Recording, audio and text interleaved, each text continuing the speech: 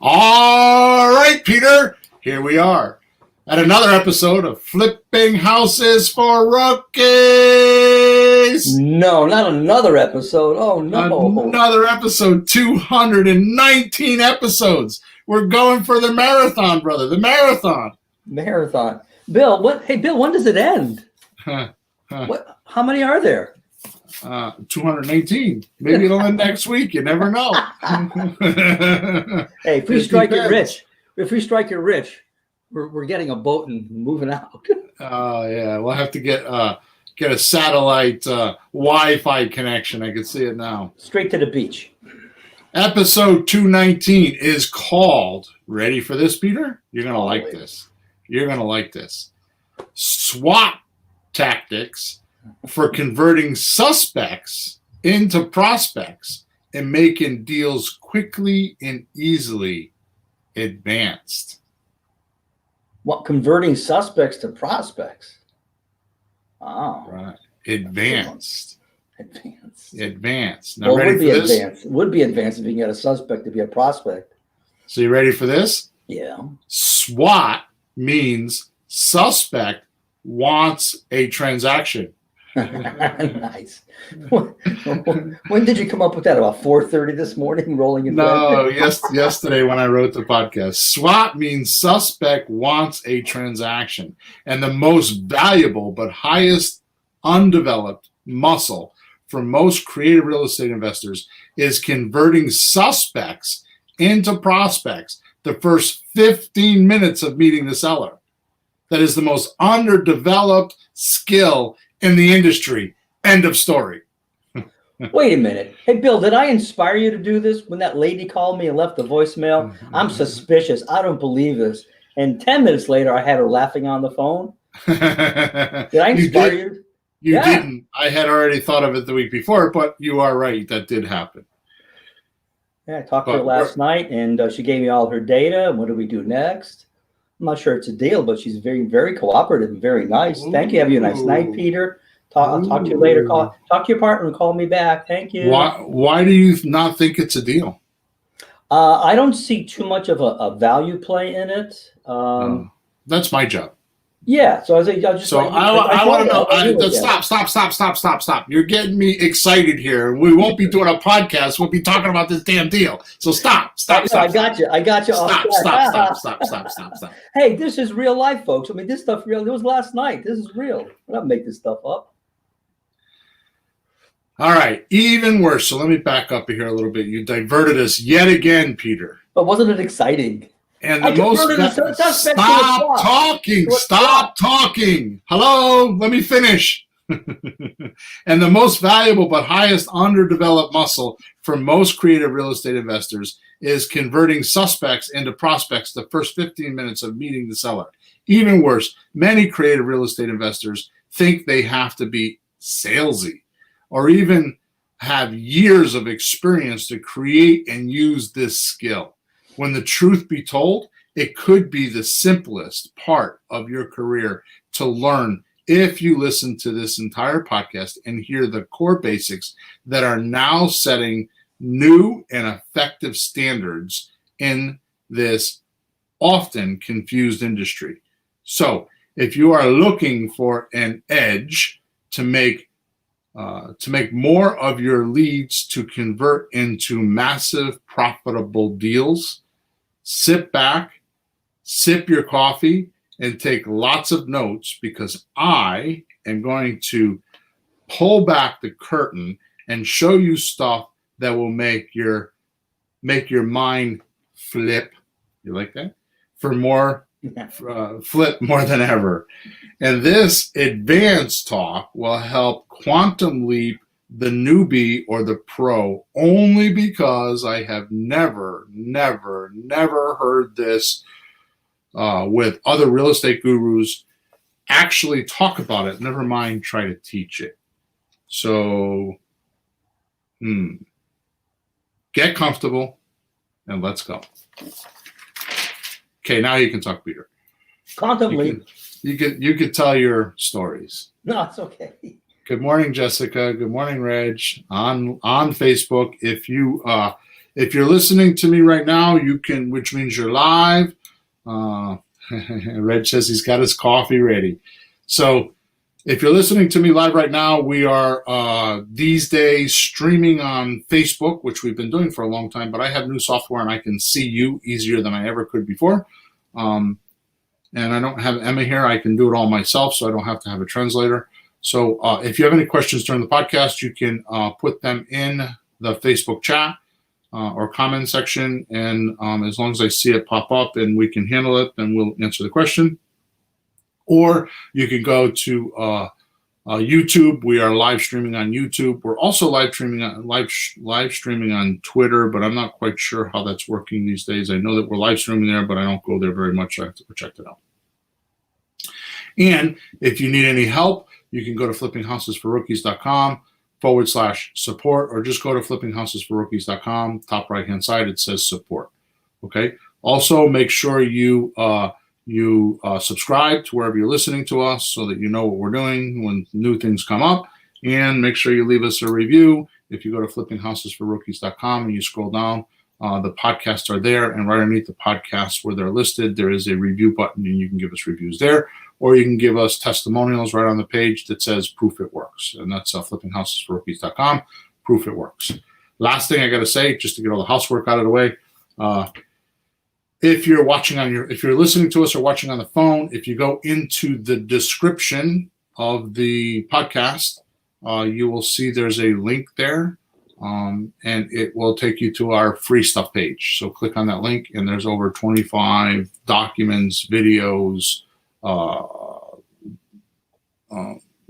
other things there. There's a bunch of stuff there. So script. Oh, that's what I forgot. Scripts. Okay. And you know why you should go to it, folks? It's free. Exactly. All right. So let's start off with the SWAT aspect. Suspects want a transaction. Okay. Yeah.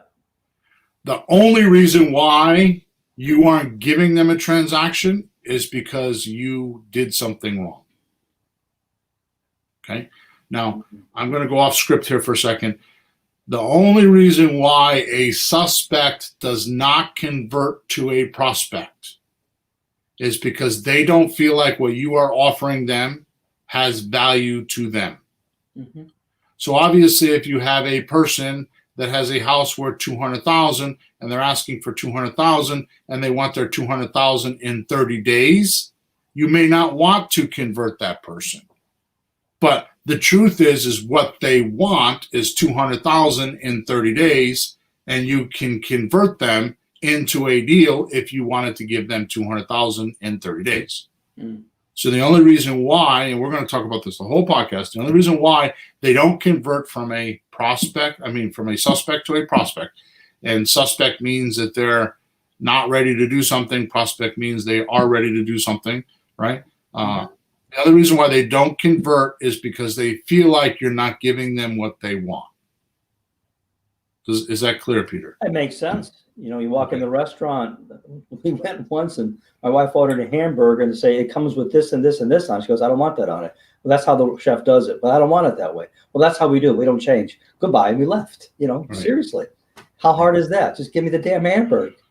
So the magic of this podcast is not so much giving them what they want. I don't want that to be confused in this podcast. Mm.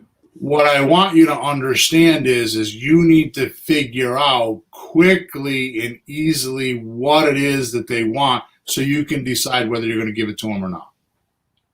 So you need to find out what they need and want so you can deliver. So the point of this podcast is to help you do that, because here's what I have found. If you don't have this skill, and I'm way off script, I actually had this. We're going to go back because I have this all written down anyways, but I'm kind of off script. So my intention for you is this, and I'm telling you, I probably said this with other things, but this is truly magical, and here's the reason why. If you spend a half an hour with a seller, prospect or suspect, either way, okay, and you don't know in the first 5, maybe 10 minutes what they want and whether you can deliver it to them, then you just wasted 20 minutes on the phone, which means you could have done 3 calls in that 30 minutes instead of 1. Mm-hmm. So the point is to find out what they need and want, not even try to like give it to them on the phone. Lately, what we do is we find out what they want and then we send them an offer and then we call back. Okay, so the amount of time you spend on the phone, doing this, what I call triage, which is in an emergency room, that's where you go in and they size you up, like how bad is your emergency? Where do you need to go once they evaluate your emergency? Like if I was in a motorcycle accident and my leg is missing, then that's going to be a lot more tragic and a lot more need the doctor's attention more than if I went in and I had a bee sting. Mm-hmm. You know what I mean? There's a big difference. Okay, so not to be gross about it, but that's how it is. So this is the same thing with you when you're talking to prospects or suspects or talking to sellers in general. You need to make that evaluation quick. And you need to be able to know, am I going to surgery to sew my leg back on, or am I going to go to a nurse and get some, antidote for a bee sting, a shot or something like that and go home? Yeah. Okay. And you need to be able to figure this out quickly. And this is not a hard talent. In fact, if you stick around to the end of this show, I am going to do something I personally have wanted to do probably for 50 podcasts. And I've just never done it. And I'm going to give you some cool shit at the end of this podcast. Okay, so stick around. All right. And I don't mean to do that like as a some ploy to get you to stay on the podcast. It's just where I wrote it in the podcast. So that's where it is. So I know in the past I've told everyone that there's prospects and there's suspects, which is very true. But today I want to give my true opinion of this, which I just did a little bit. The only reason most don't get suspects to convert is because they don't know how to do it. And it's not the conversion that's the problem. So it's like too many people are studying how to convert the suspect to a prospect. Wrong target. What it is the qualification process and whether you can give it to them or not. Right? So like Peter said, he went into a restaurant with his wife and the chef wouldn't cook the hamburger the way she wanted. Mm-hmm. The problem wasn't getting them into the restaurant because they knew they wanted a hamburger and they went into the restaurant to get it. If you know Peter's wife, she's a total carnivore. It's weird, but the only thing she eats is bloody red meat. There's not very much more that she eats. Honestly, she doesn't. She's like a very, very. It's not a diet or anything like that. It's just what she eats. Right? Meat and potato Irish girl. Yeah. So we strategically, when we go for dinner, like last weekend we went for dinner, we strategically have to pick restaurants that have bloody red meat. Prime rib steak, hamburgers, because otherwise she won't go because she won't eat. Right. So that wasn't the problem. The restaurant chose to not service you once they knew what you wanted. So the point that I'm making here is it sounds stupid to you and I, but there was some technical reason in the background, excuse me, that they couldn't deliver that product. It's no different than us not being able to deliver $200,000 for a $200,000 house in cash in 30 days. Mm-hmm. So there's some technical reason behind the scenes that we can't deliver that product. All I want to stress here, and I want to stress this a lot, is you got to know what the seller wants quickly. And then you can decide whether or not you can bring value to that seller.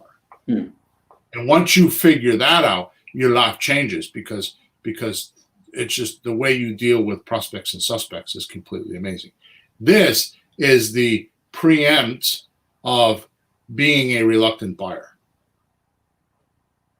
Okay, so this is like ground zero for being a reluctant buyer. Once you know what they want, you can decide whether you're going to be a reluctant buyer.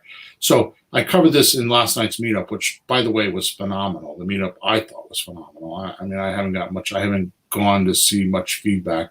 I asked people to leave me testimonials, and I don't know if they did or didn't. It's kind of funny how that happens, because I give my heart and soul out and ask for testimonials, and I don't get many sometimes. I don't know why people can't do that for me, but maybe I'm not as good as I think I am, Peter. Maybe I'm not delivering value. Maybe that's what it is. Well, I don't think so. It just takes an effort to do things, you know? Yeah. So, Desiree, you have to go on to the Flipping Houses for Rookies website, and it's on there. So if you go to flippinghousesforrookies.com, top right-hand side, it says proof it works. Okay, good. So let me just keep going here. Truth is, if you know where your, first of all, you need to know your prospect or suspect has what's motivating them. Is it pain or is it pleasure? Right? Mm-hmm. And you need to know this within the first 10 minutes of talking to them. You can't give them value until you need to know, is it pain or is it pleasure? Right? They just want to know how you're going to help them. That's all they want to know. Okay, which is why we don't give the offer until we know that. Okay. You need to find out what they want quickly and then get off the phone. You don't need to deliver what they want on the phone. You can do that with a good offer pack. Right. A good email and a good offer pack will do that. Okay. And I'm going to tell you what I have found recently that I think slows down or stops people ghosting me is I tell them that I'm going to give them a cash offer. Now, my cash offer is 50 cents on a dollar, but they answer the phone once I tell them what my cash offer is. Okay. Now, in my mind, I'm trying to figure out how to change that. Wait, back up a second. You said once you tell them what the cash offer is, they do answer the phone or don't answer? No, when I tell them I have a cash offer for them, they want to talk to me. Right. So part of the problem that I'm running into right now is we give them, with the offer calculator, we give them 3 offers. We give them a cash offer, a slot deal offer, and a lease option offer. Mm-hmm. And if they don't like the cash offer, they just ghost you because they don't want to rent. Yeah. So somehow in my mind, I'm trying to figure out how can I give them an offer that doesn't have the cash offer and then tell them I'll call them with the cash number. I see. I haven't figured that out yet, but I will. Okay. All right. Yeah. So most try to build rapport, Peter, when they're talking to people. They try to build rapport by talking about family, sports, hobbies, all that sales talk. Mm. So they're trying to build rapport. I'm telling you, that's wrong, wrong, wrong. That's not how you build rapport. You do not build rapport that way. I don't give a flying crap about how many kids you have and what you're doing this Sunday. I don't. Not to be mean, but I don't. Okay? Because I just don't. I'm your friend for 20 years, and sometimes I don't even give a shit what you're doing. Okay? So why do I care about I don't know if you give a shit what you're doing. I don't know if you give a shit what you're doing. Sometimes I don't. Sometimes I don't. If it's not a real estate deal, I'm zoning out. Okay? So here's how you give them. This is how you build rapport. You want to know how to build rapport instantly? Yeah. Okay, good. So you give them what they want quickly. You talk about what they want quickly, right? So let me explain. Okay, so you got to give what they want, right? So let me explain. There's 2 ways you can do this. Okay, the seller has choices, right? Sure. They have choices of what they can do. versus solutions. Okay, so one of the things that I noticed, listen to recordings of different coaching clients, private coaching clients, because they record their calls and I listen to them, right? Is they spend too much time talking about the choices. They keep talking about the choices. So you can do this easily if you don't work on the fake rapport stuff, but instead know this: the choices are anything they can do. Like, they can go into foreclosure, right? They could ignore the house. They can ignore a vacant house and have it all grown over. Or they can they can ask or choose to try to get $50,000 over market value. Those are all choices, right? But solutions, these are different. If you know their pain or their pleasure, you give them that. You talk about that, right? Like, for example, the guy that's $50,000 over value. So you talk about that. How could you give him $50,000 over value? Well, I could give somebody $50,000 over value easily, right? What's my saying? What's my saying all the time? My saying is you pick the price. As long as I pick the terms, we'll make a deal. Yeah. So that guy that's going to be $50,000 over value, instead of paying him $1,000 or $1,200 a month for a payment, principal only payment, I'm going to pay him $500 or $600 a month, get more cash flow, and I'm going to go for 15 years. I could do that. Yeah, he wants more money. He has to wait more time. Yeah, right. So it can be done. The point is I needed to know that right up front, right? So a solution, they're different than choices. If you know their pain or pleasure, you give them that, especially if it is from the choices you give them, right? So I start my deals off. I start most of my conversations off with, would you sell the house for what you owe on it? Now, I'm a little bit crazy with that because it could be $100,000 worth of equity, and I'll still ask that question. I do not recommend people listening that you do that until you get a little bit more talented and you can turn it into a joke. Because they'll be like, I can't do that. I own it for half the money. And I'd be like, well, I'm an investor. What'd you expect? You know what I mean? So I can make a joke out of it. But and sometimes it backfires on me. But here's the point. Here's the point. If the house is somewhere in the vicinity of a $35,000 equity position, right, or 15 to 20%, okay, of whatever the value of the house is, you should ask that question. Would you be willing to sell the house for what you owe on it? And they say no. The follow-up question is, well, would you be willing to rent it to me until I can buy it in a year or two? Or would you be willing to do a lease option? And it walks them right into that conversation. Okay? Yeah. Yeah, so for example, if they owed $100,000, it was a $100,000 house, and they still owed 85%, there's a 15% bid of equity. You could ask that question without too much concern, right? Is that what you mean? Yeah. Right. Okay. So I need to stop for a second. I'm sorry about this, but I have my attention on something. Desiree, you put in the chat that you didn't get a link. Did you not get a link for the meetup last night? Because if you're telling me that, you're about the sixth person that's told me that this morning. So could you just type in the chat that you did? We emailed them twice yesterday. I just want to make sure that, just let me know what happened, or send me a support ticket, okay? And if you send me a support ticket, what happened, I'll send you a copy of the meetup link for free, okay?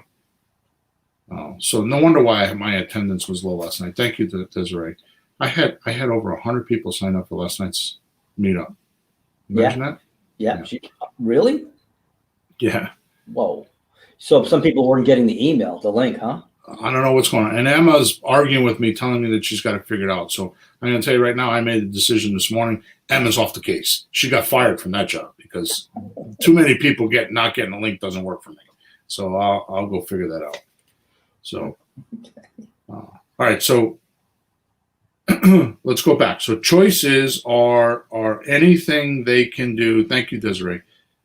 Anything they can do, like they can do foreclosure, they can ignore the house, they can ask over $50,000. They could list it with a realtor if they want, right? Mm-hmm. Solutions, these are different. If you know their pain or their pleasure, you can give them that, especially if it's from the choices that you gave them, right? So like my choices are, would you sell the house for what you owe on it? No.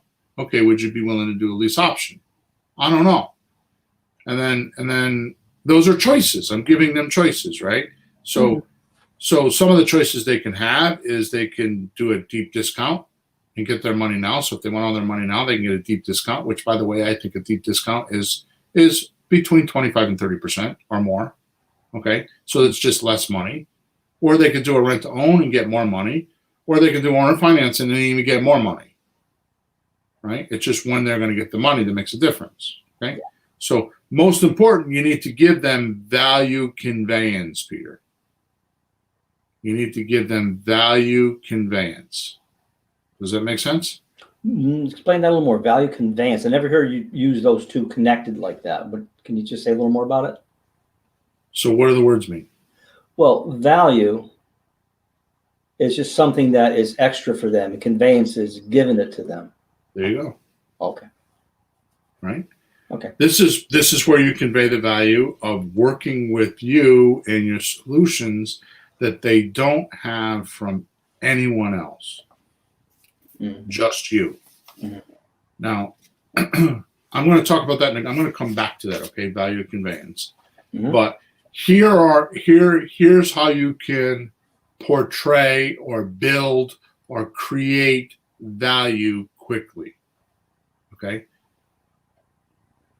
Number one, talk about what they want, not what you want. Too many investors look at deals like, what am I going to get? I'm going to make $30,000 on this deal, right? Yeah, me. Which is so not true, because when you do the math, those $30,000 deals are probably about $8,000 or $10,000 deals after they do all the closings and everything, right? Mm-hmm. So talk about what they want, okay? By the way, Peter, just in case you're curious, this works for wives too. Gee, I need some help there. I've tested it. Now, I'm not doing marriage counselor, so get off the couch, okay? No marriage counseling here, but it works, okay? Number one, talk about what they want. Number two, tell them how you're going to deliver it to them so they feel confident that they're going to get it. Mm. Number three, make sure you have confidence. You have confidence, so they believe you and believe you that you're going to perform. Right? Sure. And the way you do that is you back your words with action. So you could do smaller actions, smaller things to prove that you're trustworthy because you've done things that you say. Like, Peter, I'm going to call you back tomorrow at 2. Mm-hmm. And then I talk to you tomorrow and I say, you know what, Peter, I'm going to get the comps. I'll call you by 7 o'clock tonight with the comps. Yeah. You could do little steps like that builds trust, but it also builds confidence. You have confidence when you talk to them, but it builds confidence in them that what you said in number 2, which is you're going to deliver to them what you say you're going to do. It builds confidence very quickly if you just I don't want to say make up, but you create instances where you can show them subliminally that you are going to do what you say you're going to do. Mm. Okay? Oh, it's true, because think of the opposite. Somebody says they'll do something and they don't do it. Even if it's small, does it really matter? You just lose a little with them. If it's 2, 3, 4 small things, you just get these bad feelings. Right. And God forbid, what if they want to do a big thing and they don't do it? Not good. Right. So that's funny you say that, because I have a heavy duty recruiter trying to recruit me to do something right now, to go work somewhere. Yeah. And just what you're saying, I've made some decisions based on words not matching what they do. And they don't even know I've made those decisions. Oh. Because there was just some slightnesses off. And I'm like, or I'll be like, I know somebody else that knows this person, and they're like, yeah, they told me the same thing. So when they were delivering these things to me, I thought it was personal to me. Come to find out, it's just their pitch. Wow. And it immediately changed my viewpoint on, well, we'll disregard that half-hour conversation. Right? It was just a sales pitch, right? That's too bad. Yeah.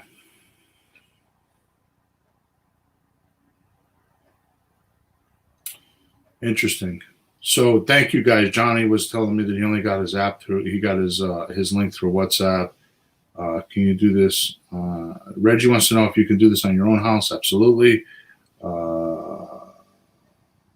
Got to get them. Desiree says you got to get them to see the mental image picture. That's exactly right. That's exactly right. You got to. Only thing I would add about that, Desiree, is the mental image picture. Is if you're going to paint that picture, make it the ideal scene, so they can see it and you can strive to it. Make it like where you're going to land and what's the ideal scene. Okay. So number 3 is make sure they have confidence. So make sure you have confidence so they believe that you're going to perform.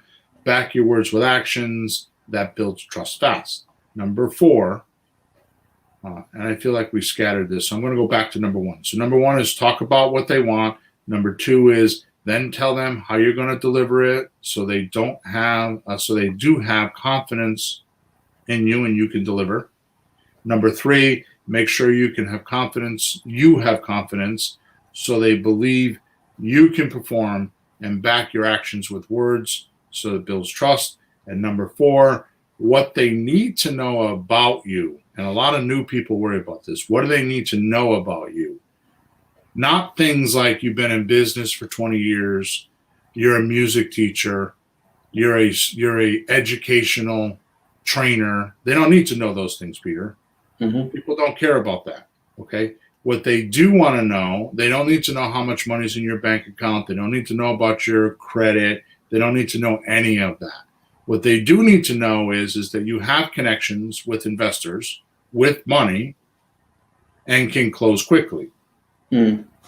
What they do need to know is you have buyers waiting for properties like this, and you can email them or minimally go on to Facebook Marketplace and get them quickly because you know how to find them. Okay. What they do need to know is your partner or mentor, aka me, right, have done this a lot and can hold their hand. Right. So I'll tell people, yeah, I've done a few hundred deals. I only tell them that because I want them to know that it's just a short sentence for me to say, I have a lot of experience and I'm going to hold your hand. I'm not bragging about doing a few hundred deals. In fact, I should change that. I should change it to 300 deals because I've probably done more than that. I mean, I've done a few hundred deals just with my private coaching clients. I mean, I've done hundreds and hundreds of deals, but it's not the number that matters, right? Like I've had this happen. I just had this happen the other day where I was talking to somebody on the phone and he's like talking down at me because he had money and he's thinking that because I'm not making him a cash offer, I'm below him. Yeah. So he said to me, why don't you just make a cash offer? And I popped it on him. I'm like, well, I got to tell you the truth. I've done hundreds of deals. And you want to know why I did hundreds of deals? He goes, no, because I don't use all my capital to buy those deals. And if I did, I wouldn't have been able to buy hundreds of deals because the banks would have stopped me because I wouldn't have been able to stretch the way I stretched to do hundreds of deals. Yeah. Otherwise, I would need tens of millions of dollars to do that. And I'm not doing that. I could go raise that money. I could do whatever I want to do, but I didn't want to do that. And the guy, I shut him up loudly. He didn't know what to say. Okay. Yeah. The funny thing about that is it takes no talent to write a check. Right. If you got a bunch of money sitting around because you got an inheritance or daddy had money or you had some dumbass job that made a lot of money ripping people off or God knows what. But to do what you do, to do what we do, buying houses, no money down, that takes talent. Yeah. Especially pretty houses. Ugly houses, it's not so much of a talent, but pretty houses, it definitely is. And we talked about in last week's podcast, people with money tend to leap without education. And then they make excuses like the economy was bad or the realtor screwed me or they make all these excuses of why their lack of education costs them money, which is why I say, you think education's expensive? Try ignorance. And that's the exact reason why. You got the ability to write a check and you go buy a property, and next thing you know, you're losing 10 grand. Huh. I would think that you could have bought my $500 course and not learned how to do that. Yeah, right. You know what I mean? So they just need to know how you're going to help them. Okay? Mm-hmm. Now listen to this. If you're sipping your coffee right now and you're writing stuff down, this is one you need to write down. This is a point in the podcast that should be ingrained in the back of your forehead so you see it all the time. Okay? This is one of those things that I'm going to blurt out, and I don't want it to get lost in the shuffle. Okay? The number one way to make money is to stop trying to learn how to make money and start learning how you can help people to get what they want. Okay? True that. So number one way to make money is stop trying to learn how to make money. Learn how to help people to give them what they want. Now, my mother sent me a text last week, said I had to watch this TV show. It's, what is it, Billionaire Makeover or Billionaire? Oh my goodness. Was there a city attached? Like New York or Las Vegas? No. Let me look. Hang on one second. I should have wrote this down. I didn't know. You said it was it your mom or your sister? What'd you say? My mom. Your mom. Wow. Was she starting to believe in you, Bill? I don't know.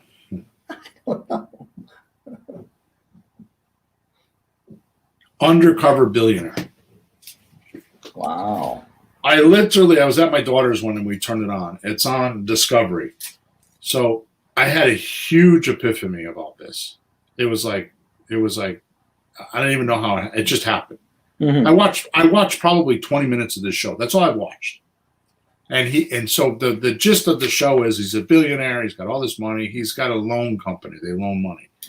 And he's a billionaire. And he takes $100 and an old pickup truck and he goes to a city that he's never been in before. And he's going to make $1 million business in 90 days. So he's like living in this truck, because he's only got $88 after he bought his food. And he's like, anyways, he makes this comment that one of the things that he learned a long time ago that made him a lot of money is to find the buyer first and then give them what they want. And he's a billionaire because of it. Wow. So seek my advice here. Okay. So it impinged me so much that you and I, in fact, I went and hired a coach to help me with this, have been seriously wondering how I can shift my business a little bit where we spend more time looking for buyers. So when we walk into the house, we can say, oh, I have 93 people on my list that would be interested in this house this afternoon. And that would give a lot of confidence. And I actually have a couple ideas. I just haven't had a chance to do that on how the listeners could build that list quickly. Cool. And I'm hoping that comes to fruition and I could maybe turn that into a podcast. Yeah, that'd be awesome. Right? Yeah. Okay, so the number one way to make money is to stop trying to learn how to make money and start learning how to help people to get what they want. It is truly amazing. Right? I remember one time I wanted to donate some money to a church, and I'm not talking $500. I'm talking about a lot, a good chunk of dough. And I really wanted to do this, but I was in financial straits. I was coming out of a business that just went defunct, and I was like hundreds of thousands of dollars in debt, and I was trying to fix it. You know what I did, Peter? I do. Because I told you this. Yeah. You want to tell it? You want to tell it, or you want me? Go ahead. What did I do? Well, since you were stuck, you went and helped other people and with their situation, and for some reason that seemed to work for you. I remember when you came to my house probably 6 years ago for no reason at all to go over my music business, give me some ideas how I could advertise or do other things, contact the music teachers in the schools, just ideas you don't even know my business, but you just pull it out of your head. And there was I said, do you want anything for coming to visit? No, no. Sure, I'll give you lunch or something. No, that's fine. You weren't asking anything. You just did it. And then I guess stuff worked out for you. Screwed up. I could have got a $15 cigar out of you. I could have got, I don't know about that, but I was thinking maybe a hamburger or steak. Well, steak would cost you $15 or $12. Yeah, I'm not promoting your smoking habit. Whoa! You've been talking to my wife. I know your wife very well. We have conversations. Knowledge equals control, Peter. You know that? Of course you do. Knowledge equals control, right? But that's what buzzwords are. Knowledge equals control. Your priorities are dictated by what you know. So knowledge equals control. I'm not sure I'm 100% in agreement with that. And here's the reason why. What you know or what you don't know dictates or controls what you want to do or your priorities. Okay, so let me give you an example. Yeah. I tell you to meet me in China on Wednesday of next week, and I will change your life. Okay. Right? Not enough knowledge. Right? So the questions you start asking yourself are questions that aren't good, by the way, are questions like, I wonder how he'll change my life. What's he mean by change my life? Mm-hmm. What part is he going to change? Right? Yeah, is there something I want to change, or he thinks he wants me to change? Maybe it's not. What are you gonna? I don't know. What is it? I've heard this before. Why should I believe him? I've been let down by stuff like this in the past. Oh, hell yeah! Right. So that sneaks in. Right. Is it worth the time and money to find out? Is it worth me taking a week off from my job and buying a $2,000 airplane ticket and a hotel and all that? Is it really worth it? So your priority of what you're going to do is based off of the knowledge that you have or don't have. You get what I'm saying? Now, I was thinking, where am I going in China? It's awful big. Tell me right, where. right. So now change that knowledge, okay, and say I tell you, Peter, I'm going to meet you in Beijing at the Marriott Hotel, the 5th floor. Okay, room, 565, whatever, right? What time? At 2:00 China, Beijing time next Wednesday, and I'm going to give you $10 million. Okay, and I'm going to show you a bank statement, and I'm going to show you a legal document that has your name on it. That when you show up, you're going to sign it. But we have to do it in China because that's where the money is, because the banker that has the money is the only person that we can see to get this money transferred to you. We have to go there and see the banker, and we have to get all this stuff done. So I'm making the story up, so it sounds a little scammy, but I would have to prove to you some sort of evidence that what I'm telling you is legitimate. Sure. Now watch. So your knowledge is different now, right? So now watch the questions. How do I get there? Right? How much will it cost me to get there? Right? How's my passport? Yeah. How much time do I need to take off from work to go get this $10 million? Do I need to quit my job? Right? See, the knowledge changed the priority. Because the first knowledge base, the priority was probably to ignore me because it sounds bogus and he's going to change my life. Yeah. Right? But the second one, when I told you I'm going to give you $10 million and I show you a bank account, give you demonstrate evidence, your priority changed, because now your priority is how do I get to China? How do I go get that $10 million? Yeah. Okay, which is why I say all the time, you don't know what you don't know. So what do you think happens with your seller when you're talking to your seller? they have the first example, they have their own knowledge base, what they think they know. Right. Right. And you have your knowledge base of what you think you know. And neither of them could be even correct. So what happens now? Right? See, the knowledge changes the priority. And you're going to operate from it. It becomes senior data. Okay, of just common data. So there's a lot of common data, but some of them are senior. So if you look at a triangle, it's like the data at the very tip of the top of the triangle is what's holding all that data together. Right? Yes. More important. Yeah, more important. Okay. Or it's junk information, or it's in your junk mind where your junk mind's like your subconscious mind, where you thought you needed it but you don't. Let me give you an example. I'll give you a classic example of data. You turn on the news this morning at 5:30. That's what time I turned it on. Okay. And I look, I do two things. I check out the weather, and I want to see what the traffic girl looks like today, because she's cute. Okay. My wife says I'm disgusting for doing that, but oh well, I'm a guy. I'm sorry. Okay. So bottom line is, sorry about that, ladies, but it's just the way it works. So I'm just joking around. So the point is I look at the weather today, and he says, oh, it's going to be 75 degrees and we might have rain this afternoon. Okay.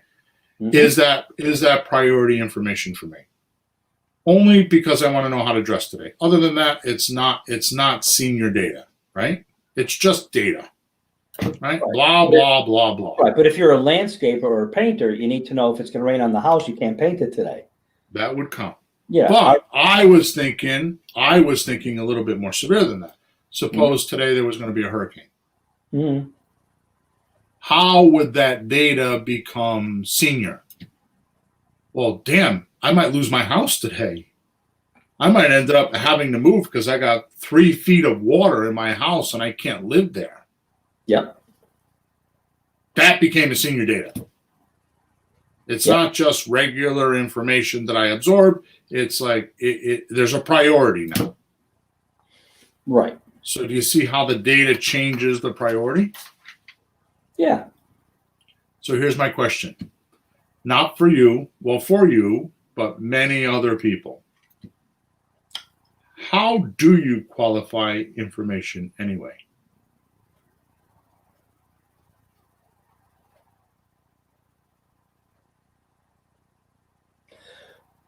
You want an answer? Sure. Well, any information I get, I look at it, see if I can use it to further my purposes, my survival, my family. And if it relates to another person, like how would that help them? How would that impact on their lives? Do I have anything to do with it? If it impacts them, should I help? Should I get involved? You know, should I join in some group and do something? Wah. That's what I heard. Excuse me. It's all bullshit. It's all bullshit. It's all bullshit. It's all bullshit. Here's the reason why. Because based on what's happening,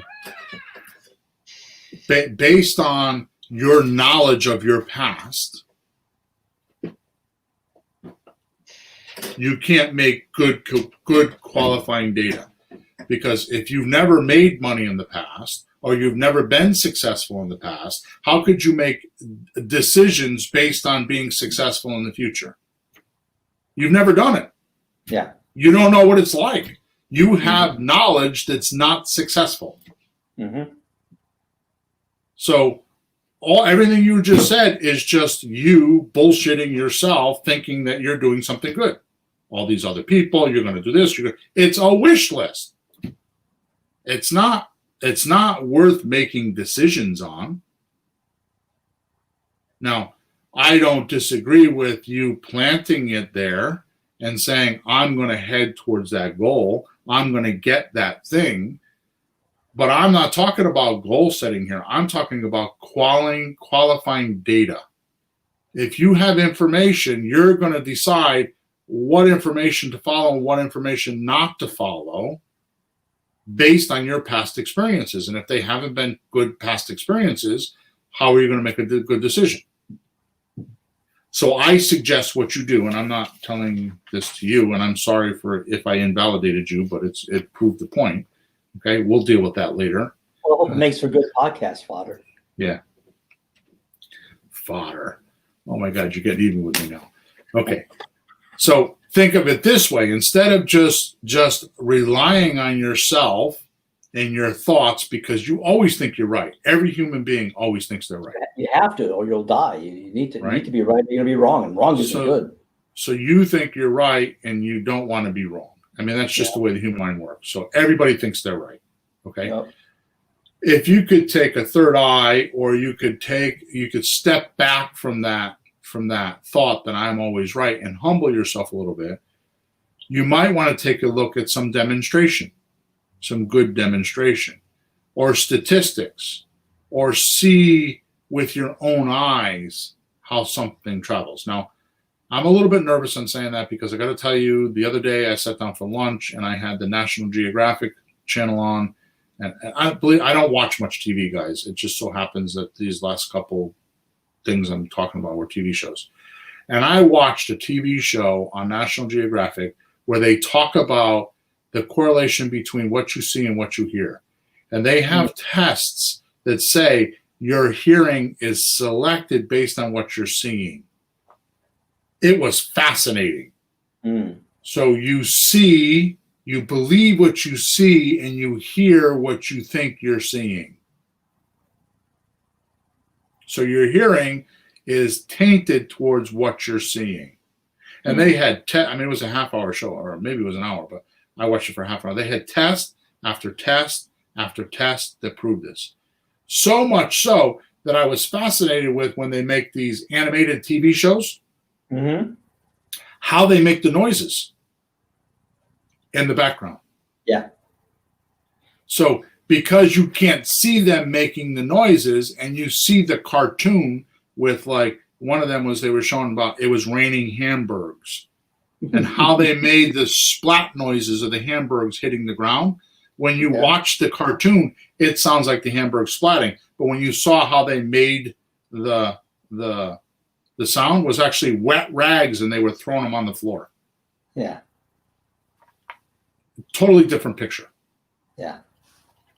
Okay. So demonstration and what you see with your eyes is pretty important, which is why on my meetup and when we talk about it, I started doing the whiteboard with my computer, because people have to see how the math works before they start believing me, because otherwise they won't believe me. They just think I'm another one of those gurus that's trying to sell them a course, trying to do no money down.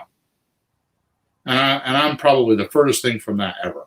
I could give a flying crap if you buy my stuff. I've made 4 offers in the last 7 days. I'm making my money on real estate. If you don't want to know what I'm doing, I'm cool with that. Just leave. I'm good. I'll just go make more offers. You know what I mean? I'm such a jerk about that, because it's like, I want to help people. I believe in giving back. I believe that it's not just all about me and my family. It's about mankind too, and I want to help mankind. I want to have not only have a sandbox, but I want to have people to play in the sandbox with me, because it's no fun being in a sandbox by yourself. Okay. So I couldn't find that. I couldn't find that sandbox that I liked. So I made my own. And here we are. Yep. Okay. So watch this now, Peter, right? Yeah. Suppose you think you needed to make money. No. Okay. Let me change that. Suppose you think you needed money to make money. Yeah. And that's a stable reality for you. It takes money to make money. It's a saying. You know that because your family's done that for years, and that's what your dad indoctrinated into you, and you've just proven this over and over and over again in your life. Mm-hmm. That's the stable datum. Yep. Based on the knowledge you have. Right? So the priority is get money so I can make more money. Mm-hmm. Okay? Are you ever going to ask yourself how you can make money without money? No, right? Well, you should though, because it's like when you go get a job, you need experience to get the job, but you don't have experience because you didn't have a job. How are you going to get a job? But how's the first money come along? Where's the cycle start? Someplace the money has to start without money somewhere. Right. So you should ask. You got to buy a car, you got to buy the uniform, whatever, right? Yeah. So it's a whole mental block now, right? Yeah. Unless there is a pressure or a pain that's connected to it. You mean to stir you into action or what? Yeah. So you have this, I need money to make money. Mm. So you're going to have a mental block there. You're not going to ask yourself, how can I make money without money? Mm. Unless you have a mental, unless you have a pressure or pain there. Or how about if you don't have any money? How about, I think maybe all of us might have been at a point. My dad knows bazillionaires. There's car dealerships with the name on. He knew the guy when he had no money. He used to lend him $1. So, there's a point where you start with no money and there's nowhere to go but up or die. So that's what my point is, right? That's why the saying necessity is the mother of invention was said by the ancient Greek philosopher Plato. Mm-hmm. Right? Necessity is the invention, is the mother of invention. Oh, I didn't know that was Plato. Good play. These pressures are where you concentrate on. They're the vital area of the deal that you're trying to make that you must realize, focus on in order to experience positive results and or growth or success. So let me say that again. These pressures are where you need to concentrate on.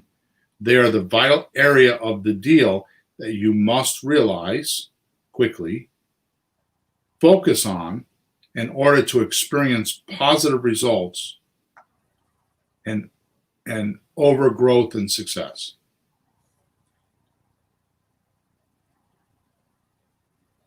So that's why this is so important. You need to realize what are these pressures, because we're being philosophical here, and I'm probably boring the hell out of everybody on this podcast, but I said it was advanced, so I warned you before I came in, okay? Mm-hmm. So here you have this seller, right, that doesn't have knowledge of the 6 other deals other than cash. They think the only way they could sell is with a realtor in cash, right? Yeah. So they have that knowledge, right?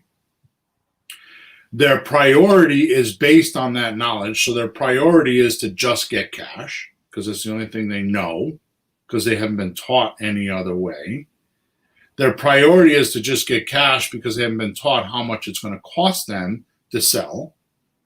Their priority is that way because they don't know how much they're going to have to pay in capital gains tax. Their priority is all their priorities are laden into what they think they know, but they don't even know there's another way. Then you come along and say, oh, there's 6 other ways for me to buy your house. And the first thing that happens is they'll say, well, I never heard of that, so they'll question it. Yeah. So now you have to have confidence and strength. And I'm going to get to this in a minute because I think the best part of the podcast is yet to come.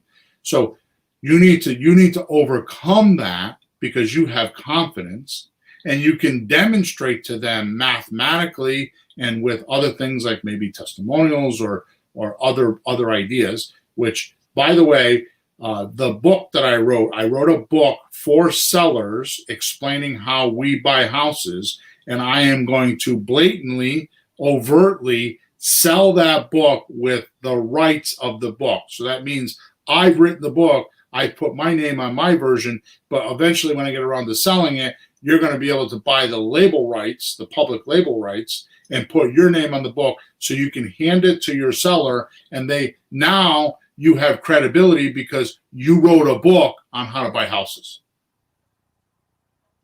See how it works? It changes the status. Okay? The secret of being a real estate rainmaker, the only game in town with no competition and removing any resistance, is this, Peter. You ready? Yeah. I feel like I'm being really profound today. Well, I think you are, but keep going. Just, as long as you pepper it with some examples, it makes it real, though. Just keep putting some examples for us as we're following along here. So the way to become a rainmaker is to create the standard. Mm-hmm. Okay. And here's an easy way to create a standard that everyone can use and get, or get it and use it. Okay. So here's how you create a standard. Okay. And I'm going to explain this in a second. Yeah. Number one, you have a unique product or service. Look at Macintosh. Mm. Okay. Do they have a unique product or service? Yeah. Did they create a standard? Yeah. They have a whole. They don't have customers. They have. What would you call them? They have fans. Like me, I'm a Mac user. I go to your house and I got to do some bookkeeping with your wife. It's like I don't even want to touch that PC. I feel like it's poison. Mm-hmm. I hate it. And I can't even understand in my entire life why somebody would buy a PC, because a PC has between 3 and 5 extra steps on every move than a Mac does. So that means if you do one thing like opening your email on a Mac, it's 1 step. On a PC, it's 2 or 3 steps. See, and we don't know any better. I didn't know that. And honestly, God, I annoyed. I want to print something. Print. You want to print it? Yeah, print. You want to print it again? I said print. It's 3 times the print. Just print the damn thing. It's not like that on that on a Mac. It's not like that on a Mac. That's good to know. That's good to know. I asked you once. Why do I have to ask you 3 times? You're my damn computer. Print the damn file for me. So you get where we're going with this. So your knowledge and your priority lie in there, right? So we're creating a standard now. So the first thing you could do is you can create a unique product and service. Well, I got to tell you, folks, in real estate, we have a unique product and service. You want to know what that is? Sitting down with somebody with the cost to sell worksheet and explaining to them before they pick their price how much it's going to cost them to sell a piece of real estate. That's a unique product or service. I've given it to you. You have it already. Okay. Yep. Number two, deliver or fulfillment. How are you going to deliver, and what's the fulfillment? How do you make a standard? Well, Amazon's done that. They're the best one right now. How do they deliver? You buy Prime for $100 a year, right? Or now it's $130 a year, and they deliver it to your front step. And they tell you right on the screen that it's going to be 3 days. We're going to deliver this by August 31st, and it shows up. And it's seldom I've had a package not show up. Yeah. That's creating a standard. Right? It's crazy. Extremely convenient. Yeah. So Amazon has now set a new standard of delivering packages. They've exceeded FedEx, UPS, Walmart. They've exceeded all of them. He created a new standard of how to deliver packages. Yeah. Right? Which is why Walmart can't keep up with them, because they don't have that distribution center. Right? Yeah. Number 3, do it through education. That's how you create a standard. Right? Look at the Realtor Association since October of 1949.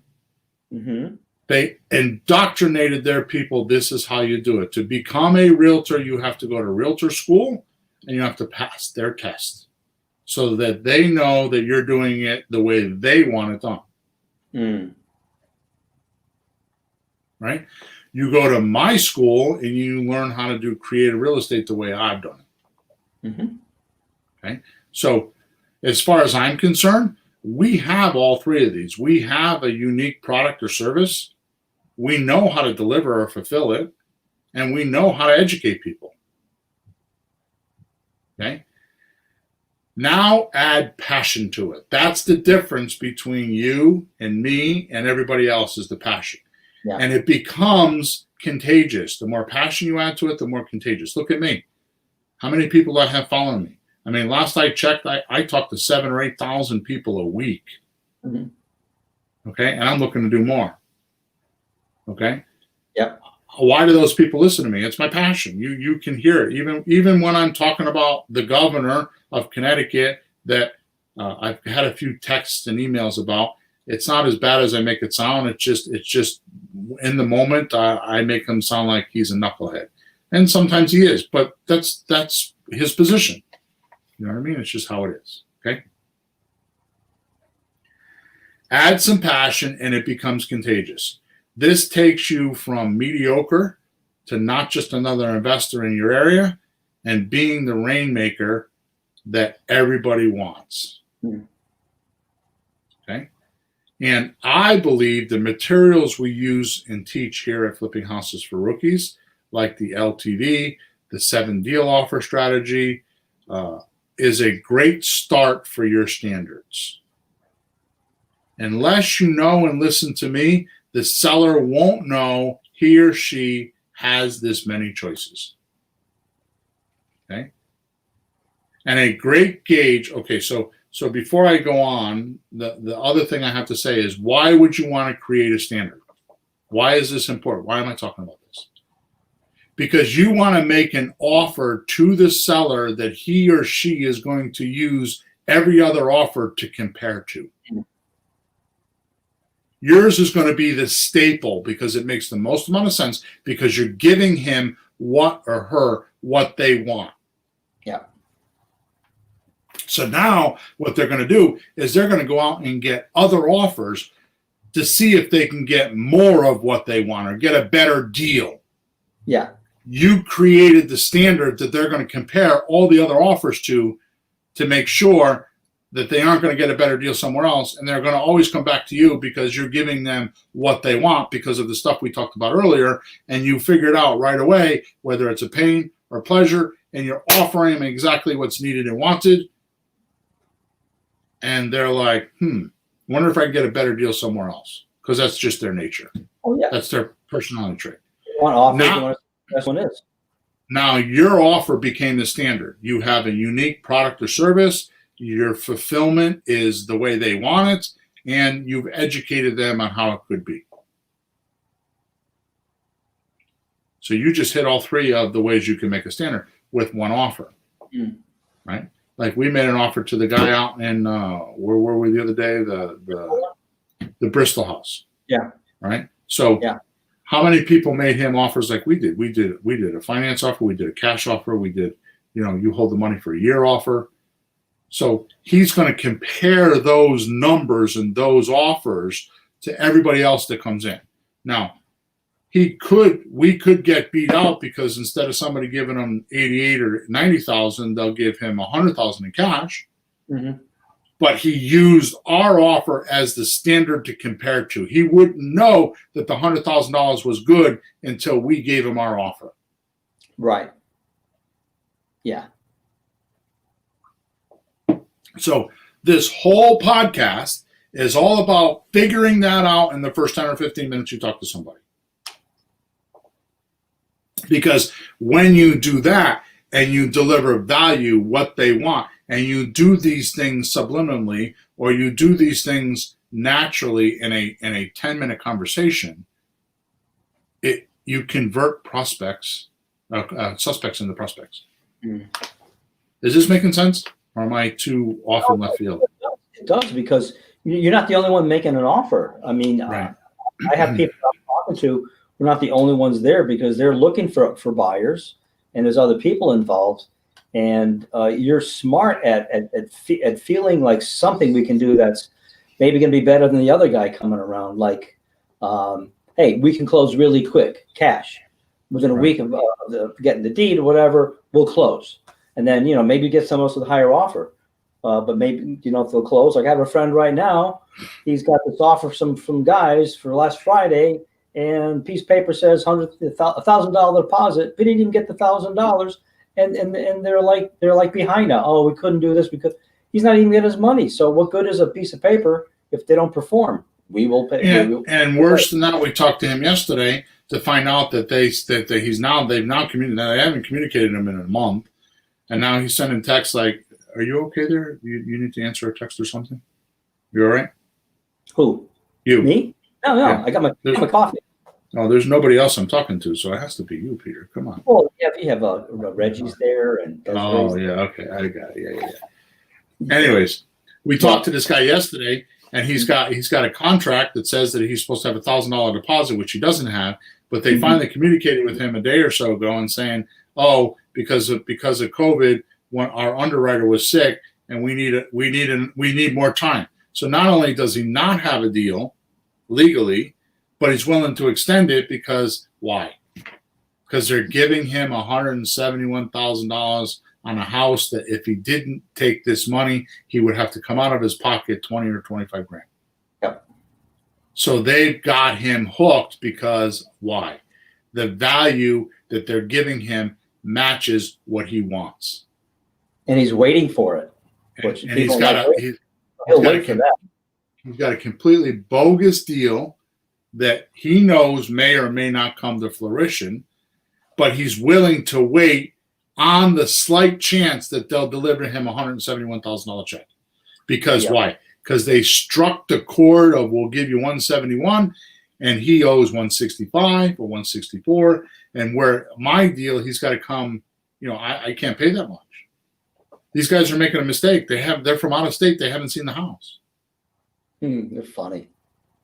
And so what's going to happen when they try to move forward? They're going to go look at the house and then back out? I don't know what their exit strategy is. It could be they're in some REIT and they don't even care about the house. They're just trying to get the money in play, and they could put somebody and rent it in there, and it doesn't matter. But they're the investment groups? Yeah. Yeah. Okay. All right. So a great way to gauge I'm going to get in your face now. Not yours, but in everybody's face right now. Okay. So a great way to gauge your success on these points that we're talking about, like, are you giving value? Mm-hmm. A great way to gauge your success on these points is one question, and one question only, Peter. Mm-hmm. If you were to quit real estate, how many tears would shed? Oh, wait a minute. Say that again. I didn't expect that to. Go ahead. Say that again. If you were to quit real estate, how many tears would shed? Wow. Do you have a realtor that's making money with you and they would beg you to stay in? Do you have a mortgage guy that's doing mortgage business with you that would beg you to stay in? Do you have buyers and sellers that are like waiting for you to deliver them houses? Do you have investors that you're using their money and they would miss you if you stopped doing real estate?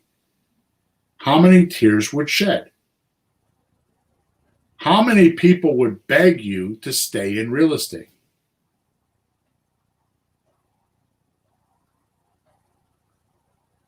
Gee, Bill, I know you have a few. I think I might have one if my wife cries. That's a good point. So now we're back to the knowledge and the priority, because you think your real estate's important, but it's only important to you because of what you're doing. But how many people has it affected? How many people are making money, and how much value are you delivering to those people? Mm-hmm. Right? Yep. By the way, building a standard means the seller, the buyer, and the investor, not just the seller, the seller, the buyer, and the investor, okay,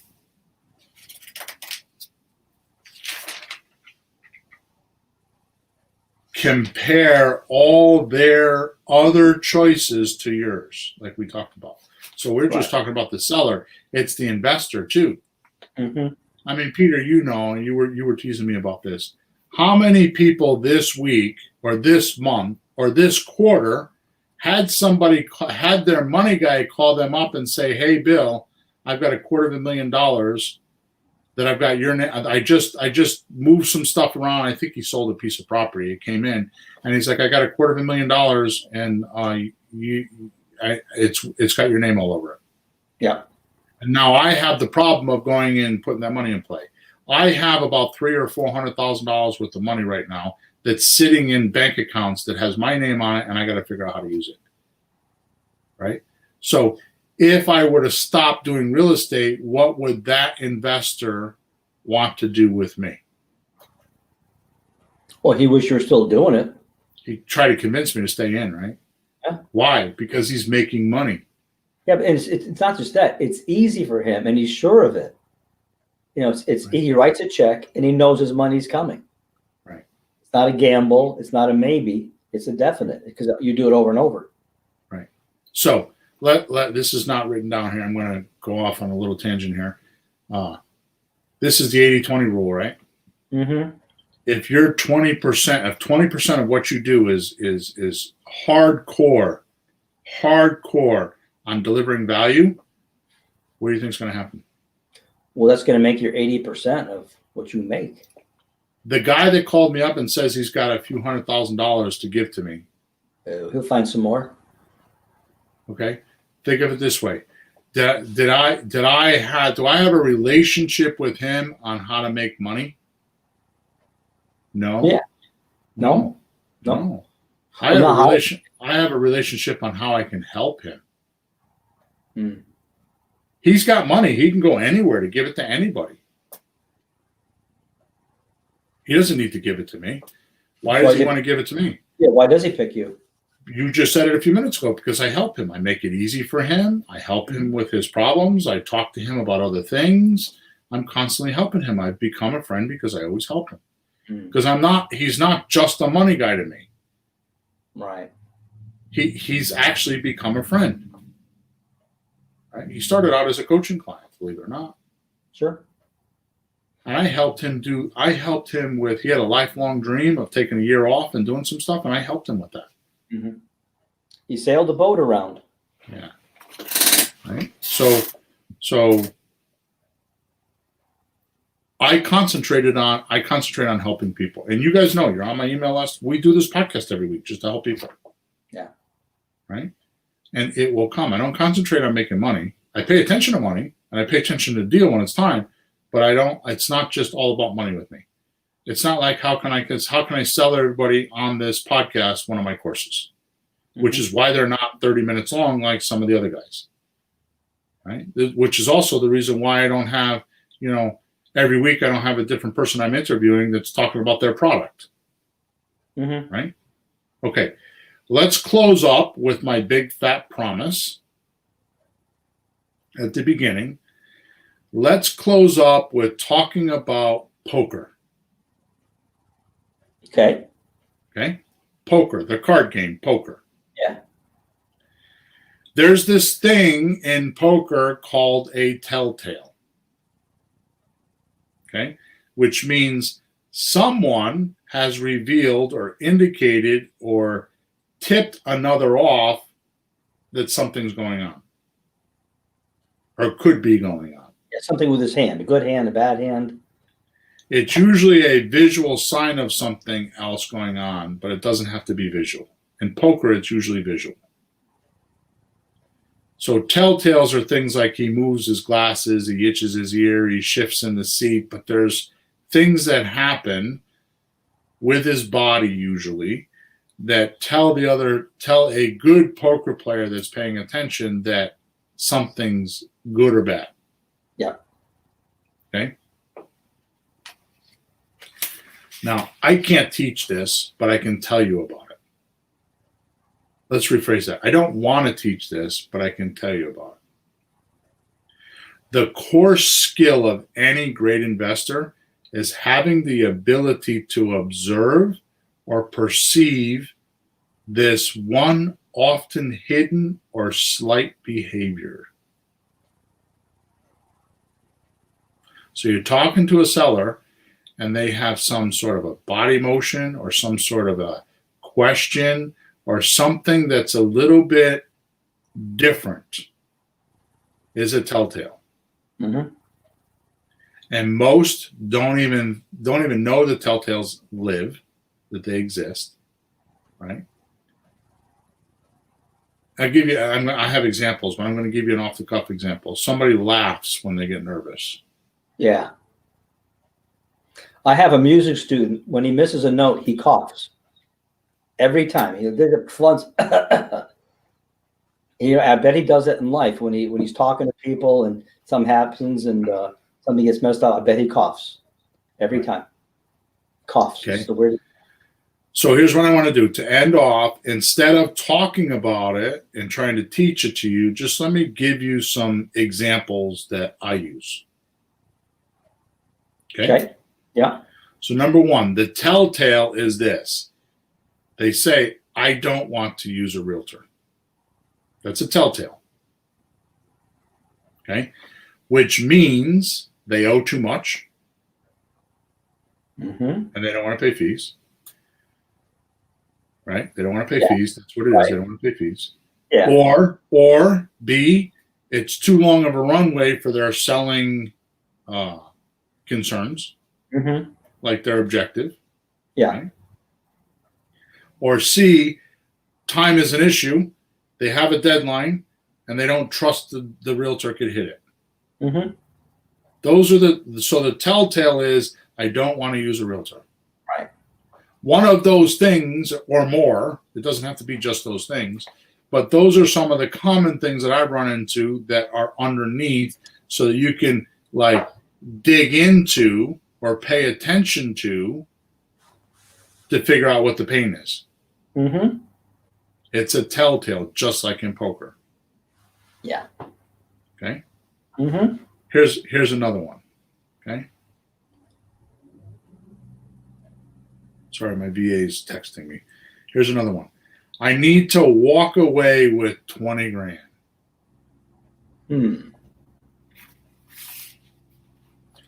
Here's what I think. You're wondering why. So A thinks equity is a savings account. Well, and he wants to go get his money to do something else. So obviously figure out what the something else is. Right. So the something else is more pressure for him than having the equity. Like he's got to pay a college tuition bill, or he wants to buy his wife a new car, or, you know, he went through COVID and 6 months worth of no money, and now he needs to do payroll. Right? It's a savings account. B, isn't thinking about the buyer and how the buyer can get the money. Doesn't care anything about the buyer. This is the guy that's asking $20,000 over asking price. He has no conceptual understanding that there is going to be an appraisal and that the bank is only going to give so much money or lend so much money. So what he's looking for is somebody that has a substantial down payment that could put the money down and loan the right amount of money, which is not most people. Right. So the telltale is that he's a bit introverted and he only gives a shit about him and he care less about you. Okay. Or 3, he has pain or he has pleasure, and you got to find it. Right? What is the pain that he needs the 20 grand for? Or what is the pleasure that he wants the 20 grand for? So let me give you a couple examples, just off ad hoc. So the pain is he needs 20 grand to pay the taxes, because if he doesn't pay the taxes with it by the end of the month, he's going to lose the house. Pleasure is he needs 20 grand because he wants to buy a new sailboat. They're both motivating. Until you know which one. Now, I want to repeat that. They're both motivating, but how do you deal with it? Differently. Each one, the pain, you deal with it one way. The pleasure, you deal with it another way. The pain, right? So, AKA, you ready? Yeah. Please pay attention to this. I hope I'm not too profound on this, because I might just be like too underwater with this. I asked the question, which you guys have heard me say, what's more important to you? Getting your price or selling quickly? That question elicits if it's pain or pleasure. Right? So if they want to sell quickly, it's a pain point. If getting their price, if it's getting your price, it's a pleasure point. Yeah, meaning he can wait. What's that? Meaning he can wait. It's not an urgent thing. It's something he wants, and he can wait for that a little bit. So the pain point is we need to move quick. Yeah. The pleasure point is we need to swell his greed glands so he can get more than what he thinks he can get. Mm. That's delivering value to your suspect so he turns into a prospect. That's creating a standard that nobody else will match. That's the offer that he likes, that he's going to go compare with everybody else that he can't get anywhere else, so he's going to stick to you like glue. Is it making sense? Yeah. Say the question. Say that question again, because I have a way to say that. Yours is better though, because we talked about that. I was saying something a little different. I like the way you put it. Say it again. Yeah. So what's more important to you, getting your price Or selling quickly? Or selling quickly? Right. It tells you whether it's plain or pressure. So how far into the conversation do you have to be to ask that question? Minutes. Mm-hmm. Minutes. Right? It's a good question because it's not just about the price. Sometimes people are in a hurry. Sometimes they're not in a hurry. So if you follow that question up with, what would have to happen for me to buy your house today, Peter? Mm-hmm. If you jog it onto those two questions, how long would it take you to figure out pain or pleasure? How long would it take you to figure out how you could deliver value? Mm-hmm. Let's role play it for 2 seconds. I know we're heading towards the end here, and I still have a few more minutes. But Mm-hmm. Peter, I saw you. So okay, I got it. It's 2 bed. It's a 3-bedroom. And you're asking, like $275. Yeah. Let me ask you this question: what's more important to you, getting your price or selling quickly? I really want the 275. Okay. So what would have to happen for me to buy your house today? I'd like the 275, as close as you can get to it. So if I give you the 275, you'll sell me the house? Hell yeah. Here's how it works. Bam. How hard was that? No. 1, 2, 3. What was that? 1 minute? 42 seconds. Here's another telltale. You ready? Yeah. I don't want to do terms. Mm. Okay. A, he's not educated, going back to the standards, he's not educated on it enough and has false impressions of an outcome. He doesn't know that he could rent and not be a landlord. Mm-hmm. Okay. B, has a pressure of pain they are not revealing. Mm-hmm.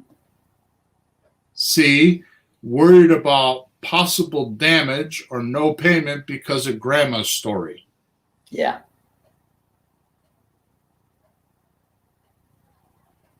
So these are telltales, and when you know how to deal with these telltales, because you know what these underlying, I'm just giving you examples. There's many more than that.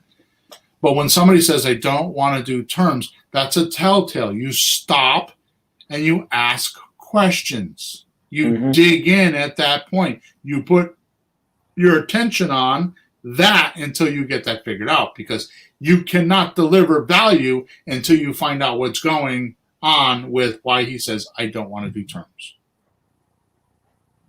Because if you don't handle that, you're not getting past it. Oh, yeah. Sure.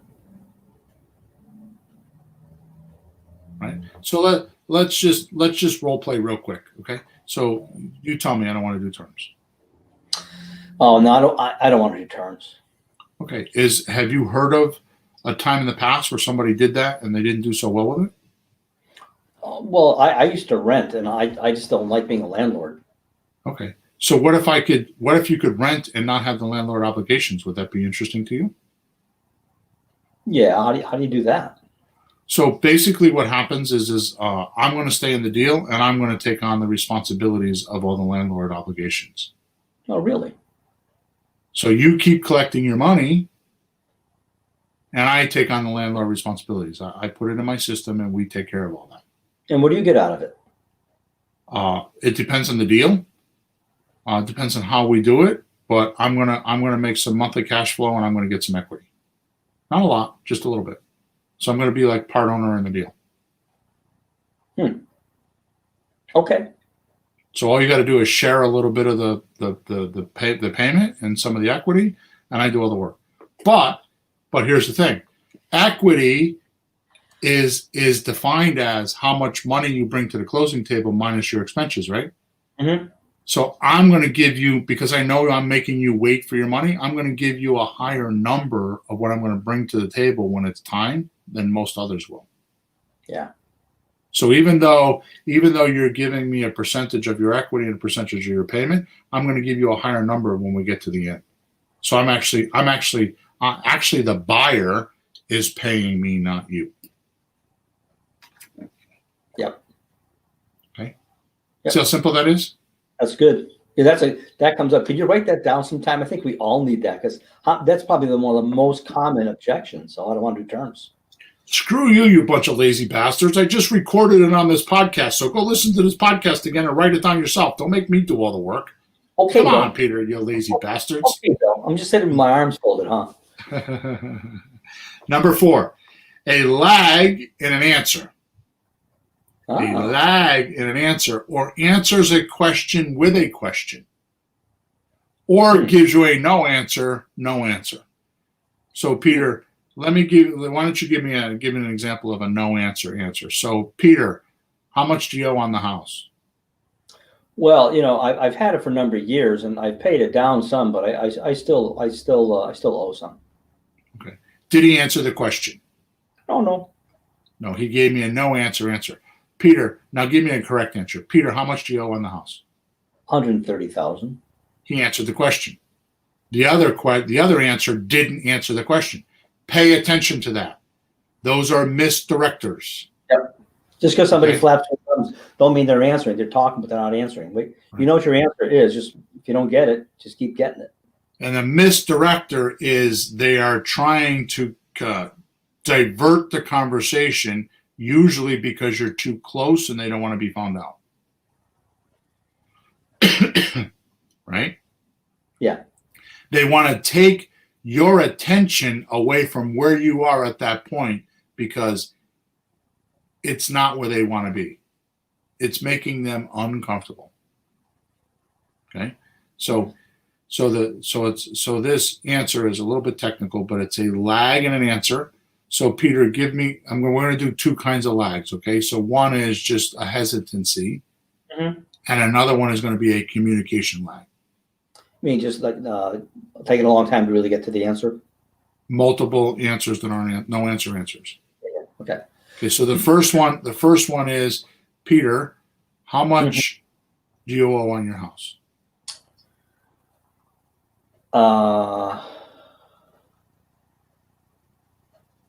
There you go. That's a lag. There you go.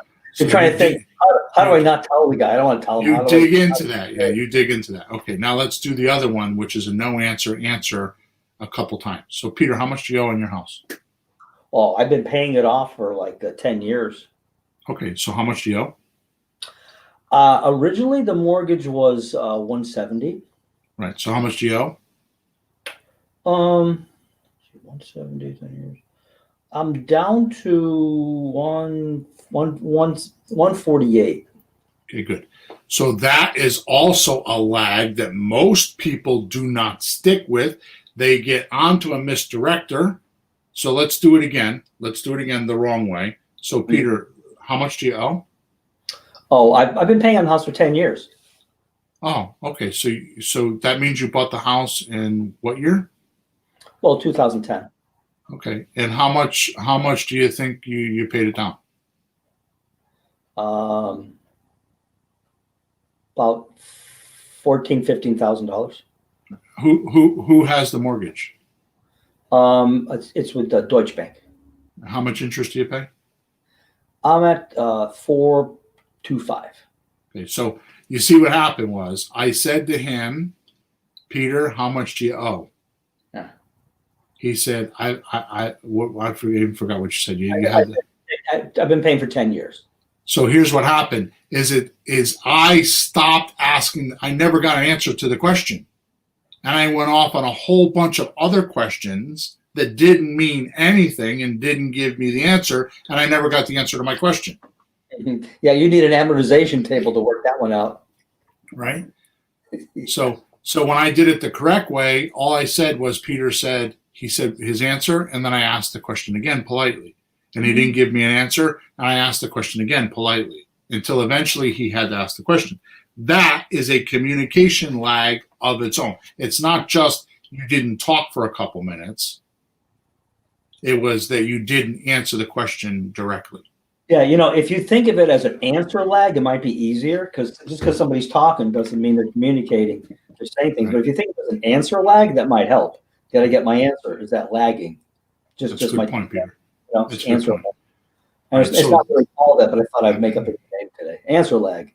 That's a great definition. A great way to describe it. Okay, so why is he doing this? So, like I said, A, you're too close and they don't want to reveal something, the truth usually. B, they just realize you were right about something and they don't want to admit it. And you haven't given them a face saver so they could be right. That's funny. Okay. Or C, they were lying and you caught them. What a game, huh? Yeah. What a game. Number 5, because I want to buzz through. We're 5 minutes over our 90-minute mark. So they need to talk to someone else about the decision. This is a telltale. They need to talk to somebody else about the decision. Okay? A, they're trying to escape. They're trying to blow the area. Blow means leave quickly. Yep. The conversation or the area, they don't want to be around you anymore. And because you handled all their objections and they don't know what else to do. Mm. So they're trying to escape. Okay. B, they don't understand something and they want to go research it. Mm-hmm. Okay. And C, not all the decision makers are in the room. Even if they say no, they can make all the decisions, but they can't. Now, I've had this where I pre-qualify, make sure who's on the deed, have all the decision makers in there. No, my mom is 94 years old. She can't be there, but I make all the decisions. I'm power of attorney, POA they call it. Right. You get in the house, you do your presentation, you get down to the nitty gritty, and right away, what do they say? I got to talk to my mom. It's her money. Okay, so what happens? Number 6, and I got 2 more. So number 6, they want all cash, no terms. Mm-hmm. That's a telltale. Mm-hmm. Okay, they want all cash, no terms. A, they think their plan is solid and have not been humbled yet. So that, again, like we're telling when they go to do the standard, like they have your standard offer and they're going to compare everybody else to your offer. Yeah. This is the same way with the plan. So they're saying that they want all cash, no terms, because they think their plan is correct and they're just talking to you because you might have something better they haven't thought of. Like maybe you would be stupid enough to just pay them all cash, no fees, and just let them have what they want. So they're curious. So they called you out of curiosity. They did not have any seriousness in doing a deal with you unless they stumbled across something that was so amazing that they never heard of before. They're not going to do business with you because they have another plan. They have plan A. You're plan B. Mm-hmm. Right? Don't deal with people if you're plan B because they suck. Right? They want all cash. They want all cash, no terms. So the telltale B is they want to disconnect from the property for some reason.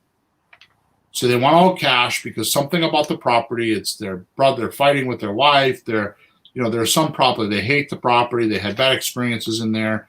They had cancer and they almost died in the house. The mother died in the house. I don't know. There's all kinds of reasons, but they want to disconnect it from the property. They want nothing to do with it. So they're only willing to take cash, get a deed, walk away, never see it again. Okay. Yeah, and you offer them more money for a terms deal. It's not the point. That's not what they want. They want to just go away. It's not the right value. You're giving them the wrong value because it's not always money. So the telltale tells you whether they want what the value is, and is it a pain thing or is it a pleasure thing? Okay. So letter C, they are delusional about the process and the cost to sell. And you need to let them humble. Yeah, because there's this thing called the market that tells them what's really going to happen. It's not up to them or us. So I've been doing this and have done hundreds and hundreds of deals. I'm not lying about that. And I'm not bragging about it. I personally feel I cannot pick the price of a house. I cannot tell anybody what a house is worth. You're selling. Nope. When I'm buying or when I'm selling, I cannot tell what a house is worth. I cannot tell you how much it's worth. Oh, okay. Yeah. Well, if you don't know what it's going to sell for, you don't know really what it's worth in the first place. Okay. So what I do is I pick a range of what I think it is. Right. So I think it's somewhere in the range of $210,000. I bring it to the market and ask the guy that's going to pay me, hey, what do you think this house is worth? Yeah. And he says, I'll pay 205. And somebody else says, I'll pay 206. And somebody else says, I'll pay 203. Is it worth 210? No. All I did was get in a range so the market could tell me how much it's worth. Right? I never know how much a house is going to sell for until I get the money, until I close. I could even write a contract and I'm still not sure how much I'm going to get. Until I close and get my checks and everything gets paid off, I have no idea how much it was. Right? You ask me all the time, how much are we going to make? I don't know. Why don't you do that? That's a weirdness, Bill. Why don't you do that? Because so many things could happen between now and us getting our check. No, I found that. I think I stopped asking. I found that to be true. Yeah. You just go through the process. You just go through the process. You have a general idea and you go through the process. Sometimes you win, sometimes you lose. Okay. 7, and the last telltale example. How am I doing with these examples? Okay. Yeah. Okay, good. Number 7. They ghost you. Or they don't call you back. A, the telltale is they feel you have no value and won't want to waste their time with you anymore.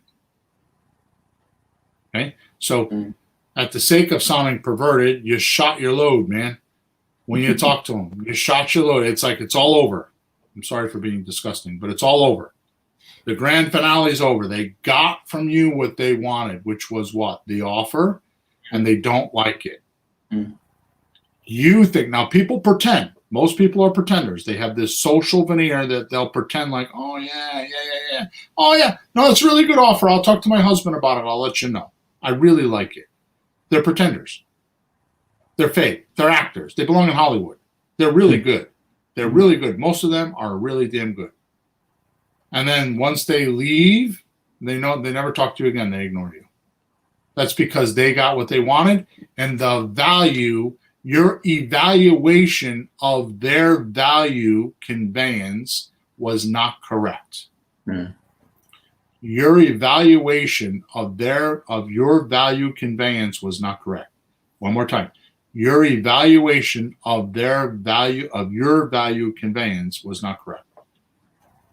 You missed what their true value was, because if you knew what it was, they would stick to you. They would chase you. They don't ghost you. Yeah. Okay. So that's why I time release information, because until I'm ready to disconnect from somebody, I don't give them everything they want. When I give them the offer, like yesterday, we made the offer to the dude with the house, Paul. The attorney? No, Paul. Yeah. The attorney's name's not Paul. No, Paul. Yeah, I got you. So when we talked to Paul, right, I'm ready to disconnect from him. So I gave him my cash offer. I told him what it was. At this particular point, if I talk to him, hooray. If I don't care. I'm done with him. Yeah. Oh, yeah, by the way, yes. By the way, All this stuff goes in when they say no and all this stuff happens, you put them into follow-up and you keep tripping on them. Mm-hmm. Because all of a sudden, a month from now, 2 months from now, 3 months from now, the value that you offered them might all of a sudden be appealing to them because things changed in their life. Yeah. But you created a standard because now they know the value you're delivering them. Okay? They ghost you. They never call you back. B, they felt pressure in your last conversation and don't want the pressure again. That's the salesmanship, trying to close. That's the person that's trying to make money, trying to learn how to make money with money. They're not help. The help factor is out. They're not just trying. They don't have, the investor doesn't have himself in the seller's shoes. They're not pretending like they're on the other side of the table. They're not helping. They're not passionate. They're not doing the right things. They're just all about money. I got a couple coaching clients like that, and I just realized this recently. When they go in to make offers, it's all about money. It's not about helping them. Okay? The last one, they ghost you and never call you back, is C, someone else told them that they were crazy for doing the deal and they should get away from you as fast as possible. Mm-hmm. Yeah, the hidden party. Now these three, if you know these three, and there's more, but if you know these three, then now when you leave a message, you can say something like, gee, I know when we talked last time, I gave you my price. Obviously, you don't like it because you're not calling me back. I have another idea that I think you'll like a lot. So let's chat just for a couple minutes. That's pretty straightforward. Okay. How about this one? So I realized when I was with you in the house, I really was like, I had too much pressure on you, and I was like trying to like treat you like a used car salesman. I apologize for that, and hopefully you'll forgive me enough to talk to me again. I have another idea that I'd like to talk to you about. Mm-hmm. But see, you always leave it open in the end for them to respond. Like you leave something at the end. I got a text the other day, somebody wants me to do something. And they ended it with like, hey, just do it. They didn't ask a question like, what do you think? Let me know, or anything to like call back, like, oh, click end. But you leave something at the end for the person to respond to. Right. So the bottom line, Peter, Peter, the bottom line, Peter, is people say no to what they don't understand. Mm-hmm. So it's your job to see these telltales and confront them immediately so you can educate the seller enough to bring in a new awareness. Mm-hmm. You have to raise their awareness on what you're trying to do. And that helps sellers. When you can bring to light how the process is going to work and how much money they're going to bring, and keep talking about their value. You don't talk about you, you talk about their value. By sticking to you, how are they going to get their value? Mm-hmm. And that creates a standard that others will compare their offers to, or the seller will compare other offers to your standard, because you set the standard, because who else is trying to help them? Mm-hmm. Who else is trying to get them $20,000 over market value? Mm-hmm. Who else is trying to get them out by Friday? Who else is going to pay the city hall, the tax assessor's bill, so they don't foreclose or have a tax sale on your steps? Mm-hmm. Right? I mean, it can go on and on and on and on. Who else is going to help Margaret go retire with her son in Vermont and give her a chunk of dough to do that? Who else is going to do that? The realtor? Right. Yeah, we did it on her timeline, and we gave her more than what the realtor would give her. Yeah. Okay? So that helps sellers, that conveys value, and that makes deals. Yeah. Okay. So I stuffed a lot in this podcast. I hope you I didn't kind of do some weird shit here, go over your head, and no. But this is theory. This is the theory that you can think with, so you can go out and do these things. I just have one question on myself and behalf of all the other rookies and rookettes. Having gone over so many telltales and so many things that can go wrong, it almost seems like a lot of hurdles. So is it really this hard? Or is this just like how you can salvage some of the ones on the edge? when you get better at it and the easy ones are easy? Because I know there's a lot of easy ones out there. So I'm not sure if that's a good question, but is it that hard having presented all these possible ways? I'm gonna short stop you right there, okay? If you use the scripts and you use my sentences like, what's more important to you, the price or selling quickly? What would have to happen? All these shortcut, all this stuff. I'm giving you the theory behind where these questions come from. You don't have to go invent this stuff.